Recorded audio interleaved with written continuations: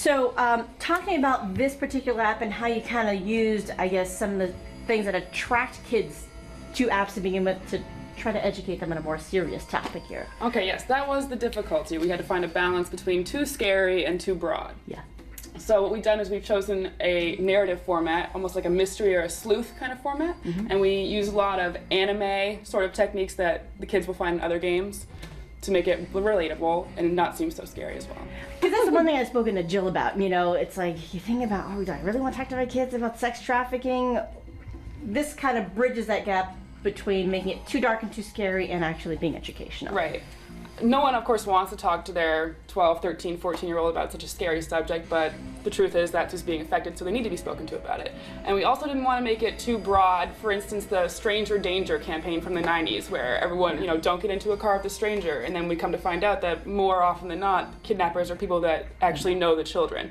So we wanted to avoid making it too broad and too, this is what it blatantly looks like, and too scary and threatening for them to really learn anything from it. And it's actually a game. It is a game, yes. It's definitely a game for learning. That's what it's designed to do. And I believe that narrative format is the best way to do that because they become invested in the character's story, and that's what we really want to have them do. Let's give this thing for a test. Sure, let's go for it. So you talked about this character, who she is, how you created her.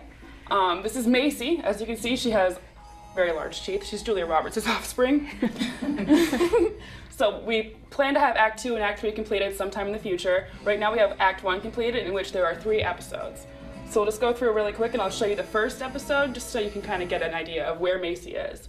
We give them some directions, you know, to find all the flags that could be signs of human trafficking. All they have to do is tap the objects on the screen and say, you know, this is a red flag. We also have some resources for them to use. For instance, we have a reference library that will give them some hard facts just about human trafficking, and we also have a friend of theirs who is a neighbor that lives next door and is a retired police officer, so he's also available to the kids to give them some insight into, could this be a red flag, is this normal, or is this abnormal behavior? Howdy. So as you can see, he's telling you who he is, he lives next door, he's a close family friend, I can trust him. That's what the kids are supposed to get from that. Sarah is one of my friends along with Macy's. We're the 3 amigos running around high school. We're all in student council together. We're very well off students. Everything's handled pretty well between us. As most kids do, we go to the mall on Saturday because what else are we gonna do? We're having a nice afternoon. It was a good idea to have a relaxing afternoon before we have to study for our biology midterm. So down here at the bottom, you'll see it just kind of gives you what's going on narration. So this is Macy. And she's asking me if I see that guy over there in the green jacket. Indeed, I do. And I'm saying, me, Emma, what about him? And she's telling me he's a model scout, he gave me his business card, he said he was scouting for a major campaign and I'd be perfect for it. And I'm saying, really? You never mentioned wanting to be a model before. What campaign is it for? And he said that, she says, who doesn't want to be a model? It would really make my parents mad, too.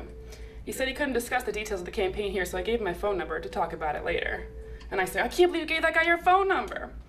And then we go into gameplay. So this is where they're supposed to choose what they find suspicious. So they can click on many objects. For instance, if I want, I can click on the food court.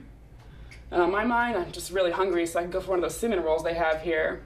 I don't think that's a red flag, so I'm gonna go ahead and close it. If I wanna click on some other things, I can click on this business card in her hand. And it's Mike's business card. It doesn't look very professional. It just has a name and a phone number. There's a website link, so I can tap on the image to view the website. So if I go ahead and tap on it, this will pop up, and I can investigate the website that's on there. What I can notice about this that could be something strange is that it says, register with us. All ages and body types are welcome. Send your photos to immediately start receiving casting calls. Where it asks for your name, gender, address, email, phone, and a recent photo that you can send in. That seems kind of odd, and all I have to do is press register now. So you'll see the intro to the website is sign up today and you can become the next best thing to break out of this fast-paced and exciting industry. If you have any questions or need more info, contact Mike Will. Typically when you go to a industry website, there's a lot more to it than this, not just send us your pictures and you'll become a model. So that could be a red flag. So if I go ahead and exit out of this and I'm gonna submit that as a red flag. You'll see I have one of the 3 that's filled in up here. So once I get all 3, or submit what I think is all 3, I can go ahead and check them. So I'm just gonna go through really quick and click some. And we also have some red herrings in here too, just little things they can also click on, like this, news thing that tells you some more about human trafficking. Is it a red flag? Is it not? So since I have all 3 filled out, I'm gonna go ahead and check flags, and it will tell me, oh, complete, you got them all right, and here's what you've learned. So because I clicked on Mike Will, the guy who gave her the business card, one of the things I should learn is that predators may pretend to be a business professional, but if their attire and demeanor suggests otherwise, then they could be askew. The business card, traffickers will often use ruses or illegitimate business opportunities to attract possible victims. And the girl standing next to Mike Will, traffickers often use females to seem less threatening. This particular female shows signs of malnourishment or sleep deprivation. She appears to have no material possessions of her own. So that's what I've learned. So I can go ahead and press continue. And we do in between each gameplay scene, you have like an intro and an outro so that you can continue on with the story. I ask her a few questions. She's his associate. Neither of them look like business people, I'm saying. She's wearing a tube top and a mini skirt. And she's saying that you're just jealous they chose me instead of you. And I say, I didn't mean it like that. Do you want to study together for the biology exam? And she says, no, I could ace that exam in my sleep. You know I'm a science nerd. Besides, I have to go to my dad's house this weekend. I'll see you next week in school. So we'll go on, and this will be our intro for scene 2. I'm just going to skip through the intro really quick for you.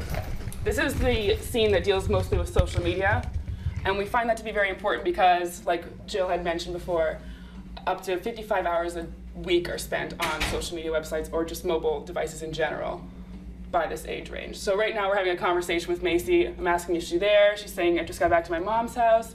I ask her how her dad's house is going. You'll notice that she's taking longer to respond than normal. So I text her at 9:48. She doesn't text me back for 15 minutes. She didn't make it to her dad. She was with Mike all weekend, a little heart. And I ask her, who's Mike? Was your dad upset? And she's gonna tell me that I doubt my dad even noticed. Mike is the guy we met at the mall the other night. He asked me to be his girlfriend. I ask, what school does he go to? And she's gonna respond and tell me that he graduated a few years ago. I don't know from what school.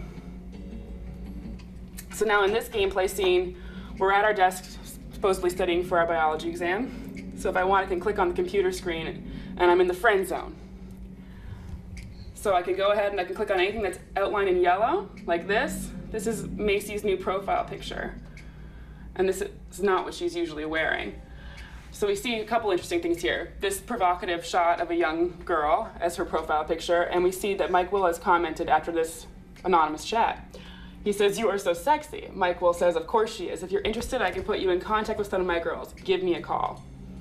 So we need to be teaching the kids that this kind of post should be a red flag to them at all times. He should not be in charge of getting in contact with any of them. So that's something that I would go ahead and submit a red flag on. To demonstrate some of the lifelines, I can go ahead and I'll press on the Officer Franklin, and he'll tell me down here, what in the world does he mean? Telling men to contact him in order to speak to her is troubling to say the least. I can talk to Sarah. She's gonna tell me that he seems really possessive, having to know each other for like 5 minutes. Like, calm down, dude. So I'm gonna go ahead and submit that as a red flag. I'm gonna click on her profile picture. I'm gonna submit that as a red flag.